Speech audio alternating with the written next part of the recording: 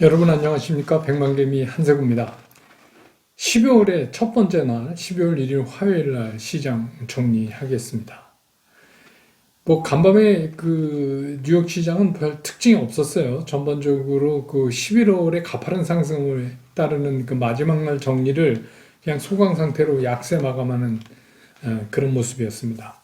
그런데 여러분 이제 아시지만 우리나라는 어제 MSCI 리밸런싱 때문에 굉장히 어제 큰 고생을 했죠. 그래서 우리 시장은 아침에 잠옷 궁금했습니다. 이게 높게 붙어서, 어제 반발로 높게 붙어서 가다가, 오후에 가면서 이게 약세로 전환될까? 아니면 밑에 오히려 낮게 해서 올라갈까? 이런 이제 의견들이 많이 있었어요. 그런데 일반인들이 생각하는 의견하고 전혀 다른 결과가 나왔습니다. 그게 뭐냐면 높게 시작해서 계속 높게 끝났다는 겁니다. 근데 이제 여기서 좀 특이한 사항은 현물 시장에서 기관이 좀 많이 샀어요. 그리고 개인들은 오히려 어저께 이제 떨어진 거에 따라서 요새 이제 스마트 겜이라고 그래서 개인 투자가들이 이런 전술을 많이 쓰잖아요. 굉장히 단기적인 매매를 많이 합니다. 그래서 저도 트레이딩 매매 얘기를 이제 계속 드리고 있지만, 그래서 어제 이제 낮게 샀던 거 같은 경우는 오늘 그냥 오르니까 팔았어요. 그러면 예를 들어 삼성전자도 1,100원 먹는 거 아니에요. 쉽게 얘기하면. 근데 이제 어제 낮은 가격 대비니까 그래도 그러니까 그런 현상이 오늘 나타나면서 개인들은 좀 3,000원 넘게 파는 쪽에 서 있었어요. 근데 이제 오늘 재미났던 게 뭐냐면은 외국인들이 실제로 현물에서는 한 750억 정도 샀어요. 그것도 거의 장 마감 무렵에 선물을 돌리면서 그래서 이제 반대로 산 거예요. 그러니까 선물에서 외국인들이 적극적으로 현물보다는 선물 매수를 하면서 어떻게 돼요? 여러분 말씀드렸지만 외국인들이 선물을 탁 잡아 당기면 우리 기관들이 선물을 팔고 현물을 사게 되죠. 그렇게 해서 기관들이 선물을 이제 사게끔 유도하면서 이제 장이 올라갔던 거예요. 근데 막판에 외국인들이 느끼기엔 자기네들도 선물 너무 안 산 현물을 너무 안 산 것 같다라고 느낀 것 같아요. 그래서 거의 장 끝날 무렵에 샀던 선물을 일부 팔면서 현물을 매수를 했어요. 그래서 이제 마지막에 끝날 때는 외국인들이 한 750억 정도 순매수한 거로 끝났습니다. 마찬가지로 그래서 지수는 다시 2634포인트를 넘어섰어요. 그래서 오늘 코스피는 퍼센테이지로는 1.65% 오른 걸로 끝났고, 코스닥은 외국인들이 23억 정도 순매수를 보였고, 기관은 역시 1370억 이상 팔았고, 개인이 1600억 이상 순매수를 보이면서, 이거는 좀 이제 아주 강한 강보합권 0.59% 정도 올리는 걸로 코스닥은 마감을 했습니다. 그래서 이제 어제 시장의 MSCI 리밸런싱에 따르는 이벤트는 이제 오늘로서 보면은 이제 종결이 된 거죠. 근데 이제 오늘 시장은 어떻게 보면 좀 분풀이 시장이었어요. 그래서 어제 그런 거가 사실 없어도 되는 건데, 우리가 익숙치 않은 MSCI 리밸런싱이라는 것 때문에 그렇게 이제 외국인들이 진짜 물량 폭탄이죠. 우리가 보통 예측하는데 암만 많아도 1조 5천억 정도 되지 않을까. 5천억에서 1조 5천억 이렇게 봤단 말이에요. 그리고 계속 11월 들어서 외국인들이 쭉 매수를 해왔잖아요. 그렇기 때문에 많이 희석될 거다 생각했는데 전혀 뜻밖의 2조 4천억 정도를 팔았잖아요. 그래서 어제 제가 이제 여러분들한테 드렸던 말씀 기억하시죠? 중국의 JD 헬스케어 이거 청약에 따른 그런 청약자금도 미리 내친 김에 엎드러진 김에 제사 지낸다고 내친 김에 이게 조금 더 파는 거 아닌가 이런 생각을 제 개인적인 생각으로 합니다. 이랬는데 점점 그런 게 맞는 것 같다는 생각이 들어요. 왜 그걸 느끼냐면 외국인들이 현물 시장에서 이거를 사려면 많은 자금을 동원해야 되잖아요. 그죠? 그러니까 현물 시장에서는 별로 안 사고 선물을 땡기면서 기관으로 하여금 현물 매수를 들어오게 만들었단 말입니다. 그러니까 그런 걸로 봐서 저희가 어제 유추했던 게 거의 맞는 거 아닌가 이런 생각이 들어요. 그러면 이제 개인 투자가들은 어떻게 했냐면 요새 개인 투자가들이 진짜 어떻게 보면 시장을 즐기고 있다. 참 재밌게 한다. 재밌게 하신다. 이렇게 생각을 했어요. 이게 뭐 몇 년 전만 해도 결국 개인 투자가는 완전 뭐 외국인이나 기관의 총알바지인데 오늘 이제 개인들이 움직이는 거, 최근에 또 개인들이 움직이는 거 보면 전혀 그렇지가 않아요. 그래서 오늘 같은 경우 기관이 사과는자대 되고 많이 이익 시현을 했어요. 그런데 이제 여러분들 이런 생각이 좀 드실 거예요. 그러면 어제의 큰 눌림에 대한 발반적인 건데 그러면 지금 여러분 이런 생각이 드실 거 아니에요. 그럼 오늘 움직인 걸 보고 뭐가 앞으로 갈 거냐. 이거를 오늘은 판단하기가 되게 어려운 시장이에요.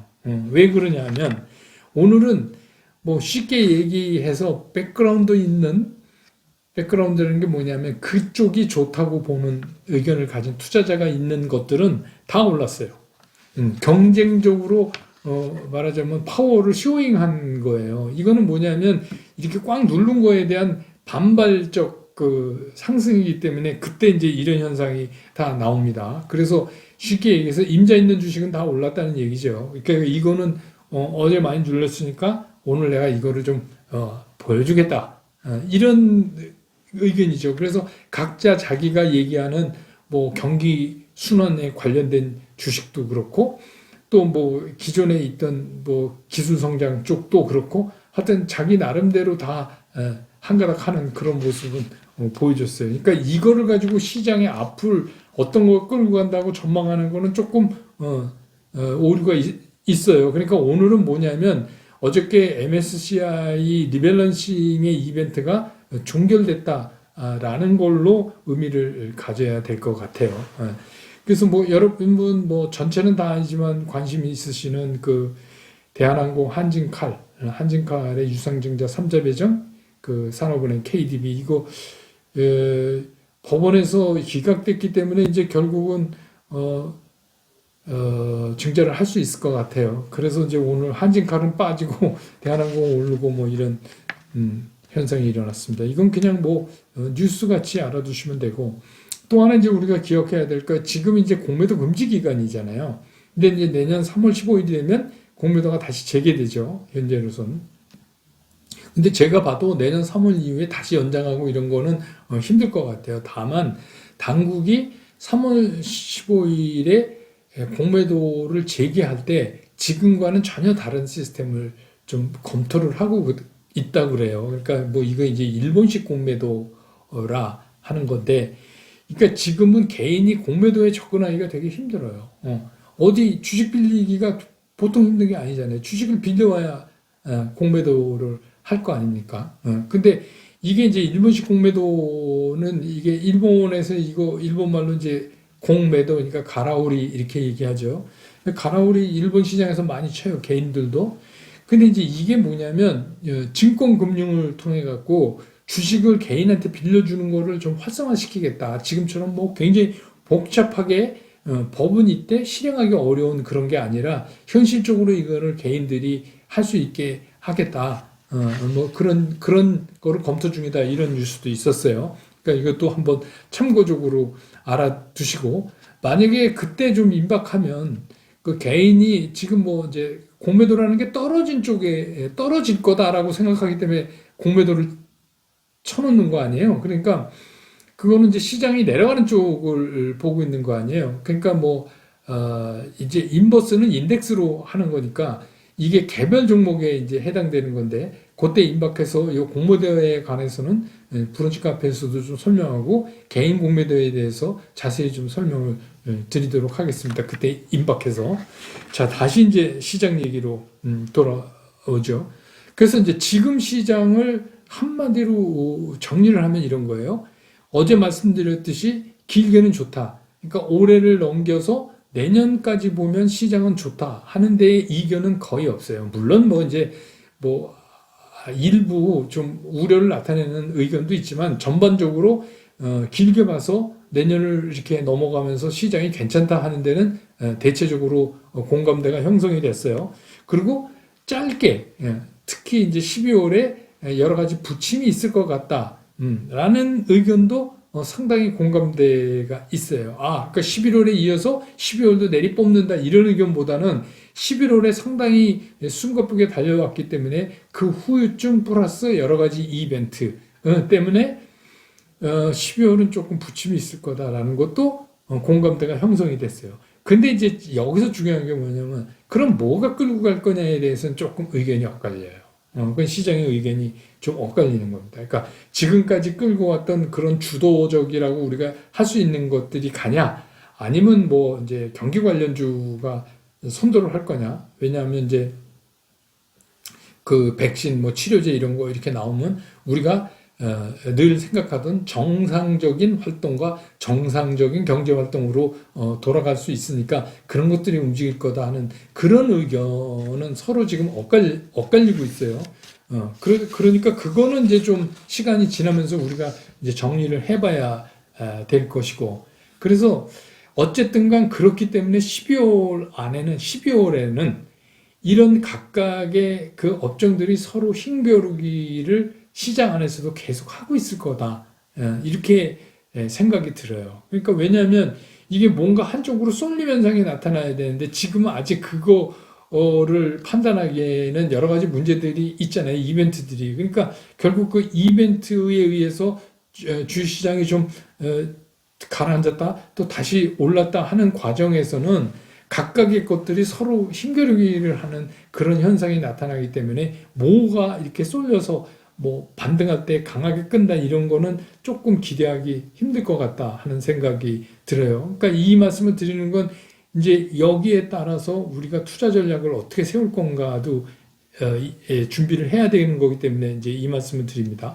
그리고 여러분들이 많이 이제 질문하시는 것 중에서 도대체 외국인들은 왜 11월에 들었으면서 그렇게 한국 시장을 샀는데, 그거는 제가 말씀드렸죠. 오늘은 뭐 약하게 한 30전 정도 원화가 또 강세를 보였으니까 어제 잠깐 빼고는 원화 강세의 기조는 계속 가고 있는 거예요. 그러니까 달러 약세 원화 강세 때문에 이제 이 신흥국의 투자가 늘어난다 하는 건데, 어제도 말씀드렸지만 그 중에서도 특히 한국을 콕 집어서 하는 거 같은 느낌이 든다. 11월 중반이 지나면서 이제 그런 현상이 일어났다.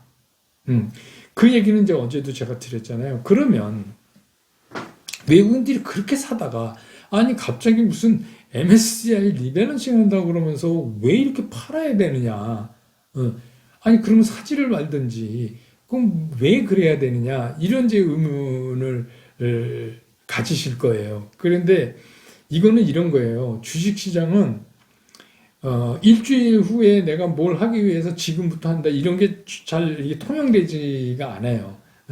왜냐하면 뭐 개인은 일주일 참고 뭐 이런 거 또 우리가 뭐 내년 봄을 기대하고 이런 거 투자할 수 있지만 이 기관 투자가들, 외국인들도 기관 투자가니까 기관 투자가들은 그렇지가 않아요. 이게 매일매일 돌아가는 것, 특히 이게 왜 이 MSCI 지수 그 리밸런싱이 중요하냐, 편출입에 따르는 여기에 그 MSCI 지수를 추종 지수로 하는 ETF 같은 것들이 엄청나게 많아요. 그러니까 파생돼 있는 상품들. 우리는 이제 아직 금융산업의 기간이 긴 것도 아니고, 그러니까 그런 게 적지만 엄청난 뭐 파생 그 상품들이 있어요. 그 중에 하나가 ETF고 그거 이외에도 이렇게 연결고리로 이렇게 연결돼 있는 그런 상품들이 많단 말이에요. 그러니까 그 상품들 때문에 이걸 안 할 수가 없어요.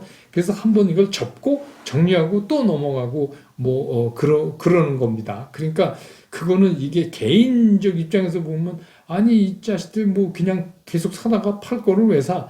아니면 또 팔았다가 왜 또 사? 뭐 이런 의문을 좀 가지실 수 있는데 그건 그 개인이랑 다르기 때문에 그렇게 이해하시면 좀 안 될 것 같아요. 예, 그러니까 그렇게 이해하시면 돼요. 왜냐하면 이게 우리처럼 그 종목, 지수 요것만 보는 게 아니에요. 거기에 파생된 상품, 1차 파생, 2차 파생, 3차 파생 이렇게 해서 막 고리를 걸면서 이렇게 간 상품들이 상당히 많기 때문에 거기에 이제 위아래로 서로 다른 방향으로 걸려 있잖아요. 이것들을 한번 정리를 해야 돼요. 이런 일이 있으면. 그래서 앞으로도 이제 이런 리밸런싱 이렇게 나오면 그거는 우리가 뭐 이벤트로 그렇게 받아들이시면 될 것 같아요.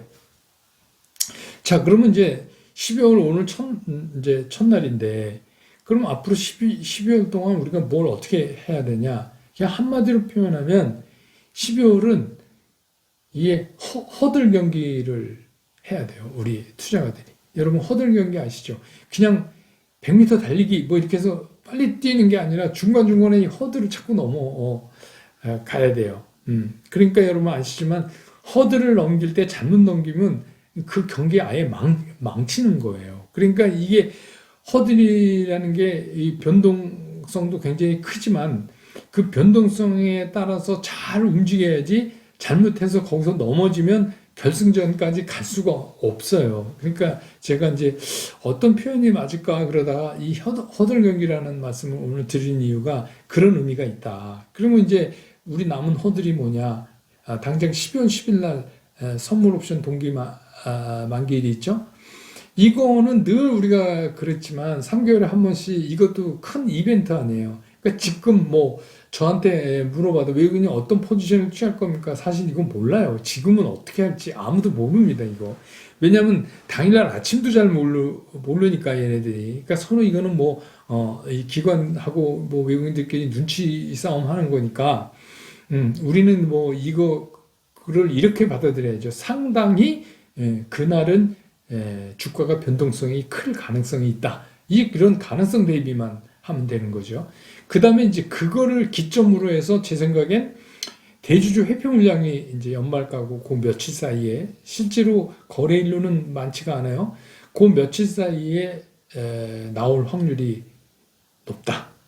왜냐하면 그 전에 나오면 이게 선물 옵션에 영향을 주니까 그걸 보고 이걸 할 가능성이 상당히 있다. 대주주 회표 물량이요. 10억.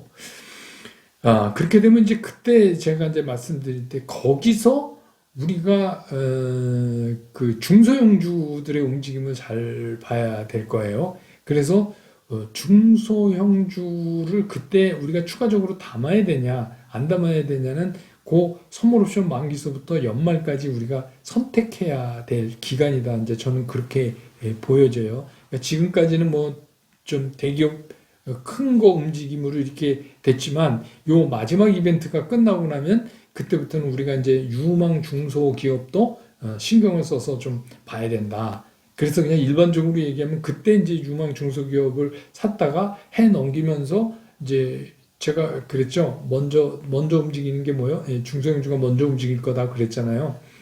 그러면 이제 그때 이제 잘 이익 시현을 하는 그런 이제 매매 방법도 하나가 큰 게 있으니까 그것도 우리가 한번 눈여겨보자. 그런 얘기입니다. 그래서 어쨌거나 오르락 내리락은 앞으로 계속될 거고 어쨌든 간 11월에 너무 뺐기 때문에 미국 시장도 그렇고 우리도 그렇고 12월은 어차피 이런 숨고르기 이 과정을 겪어가면서 생각보다는 그렇게 지수가 막 화려하게 쫙 끌고 올라가서 뭐 20%막 이렇게 그렇게는 좀 안 될 가능성이 있다. 그러니까 되게 좀 힘들죠. 시장에 자신을 맞추기가 되게 힘들어요. 그런데 이제 어제 제가 잠깐 설명했지만 오늘 자세히 말씀드린다고 그랬죠. 근데 중요한 건 뭐냐? 대응 전략을 어떻게 짜느냐에 따라서 이걸 힘들게 넘길 수도 있고 의외로 쉽게 넘길 수도 있어요. 그러니까 제가 이제 지금 말씀드리는 건 뭐냐면 이런 변동성, 이벤트가 많으면 주가가 굉장히 큰 폭으로 오르락내리락 하니까 여기서 우리가 휩싸이지 않게 하려고 하면 최소 한도의 그 안전판을 구축해야 되는데 그게 이제 메인 포트폴리오다. 제가 이렇게 말씀드리는 거예요. 그래서 메인 포트폴리오를 50, 60 정도 이렇게 꾸민 거는 가능하면 좀 안 흔들었으면 좋겠다. 왜냐하면 이런 게 우리가 허들을 뛰면 뭐 허들이 10m 간격으로 해서 뭐 110m 허들하는데 뭐 허들이 몇 개 있다. 이거는 우리가 보면서 뛰지만 이 주식시장에서 허들은 몇 개 있는지 몰라요. 예. 근데 그냥 의외로 허들이 짧게 끝날 수도 있고, 뭐 생각지도 않은 허들이 한 개가 더 있을 수도 있고, 뭐 그렇잖아요. 그러니까 메인 포트를 자꾸 흔들게 되면은 결정적인 순간에 실수할 확률이 있으니 메인 포트폴리오는 그대로 그냥 짜가지고 가자. 그리고 나머지 갖고 트레이딩을 하는데 트레이딩 할 때 한 10% 정도의 현금을 보유해야 트레이딩이 가능하다. 그 얘기 제가 말씀드렸잖아요. 어제처럼 많이 빠져서 어제 여러분들이 트레이딩 하시려고 들어가서 샀다는 분들 계셨어요. 샀어요. 그러면 메인 포트가 아니라 샀어요. 그럼 오르죠. 그러면 이익 실현하신 분도 굉장히 있으실 거란 말입니다. 그러면 이런 것들이 몇 차례 이렇게 있는데 그거를 하려면은 메인 포트폴리오를 흔들면서 할 수는 없어요. 그러니까 메인은 담아놓고 그러니까 나머지를 가지고 트레이딩 한다. 그러니까 오늘 시장이 아주 좋은 예를 보여줬어요. 근데 현금 유지 비율이 있어야 되는 이유는 왜 그러냐? 어제 오늘 사이에는 하루 빠지고 하루 올랐으니까 되게 쉽죠. 근데 이게 이틀 사흘 빠질 수도 있어요. 그럼 현금이 없으면 돌아 나오기가 되게 힘이 들어요.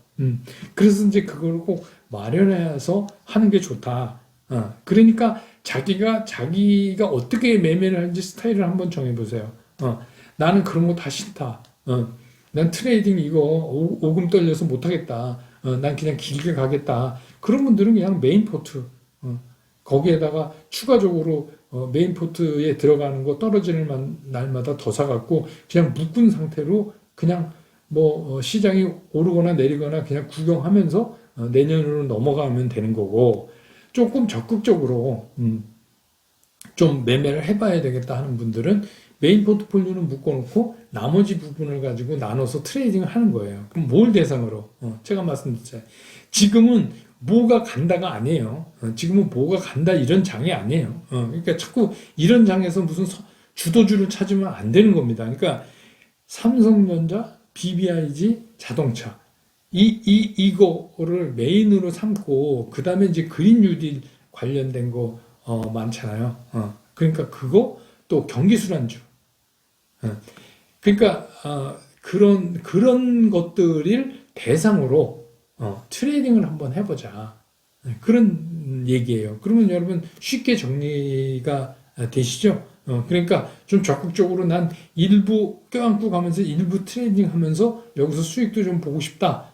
그런 분들은 그린 뉴딜이나 경기순환주 쪽이나 이런 쪽으로 좀 하면 어떠실까. 이제 그런 말씀을 제가 드리는 거예요. 그러니까 오늘 외국인들 얼마 안 샀지만 또 보면 카카오, 네이버, 뭐 하이닉스, 삼성전자는 좀 500억 이상 팔았고 SDI, LG화학 다 샀어요.